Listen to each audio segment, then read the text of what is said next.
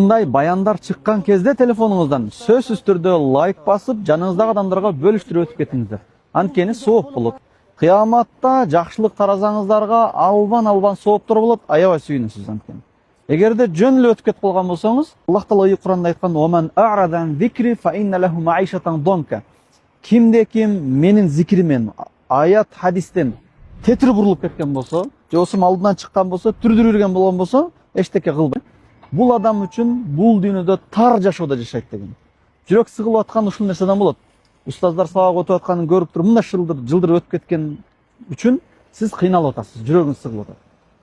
Ким айтса дагы динден эле сүйлөдү, аят хадис айтты, демек начар сүйлөп атса дагы, мындай таланты жетпей, үнү жетпей аткан болсо дагы, ал жакшы сөз болот. Сөз түрдө лайк басыңыздар, комментарий жазыңыздар, бөлүшүңүздөр.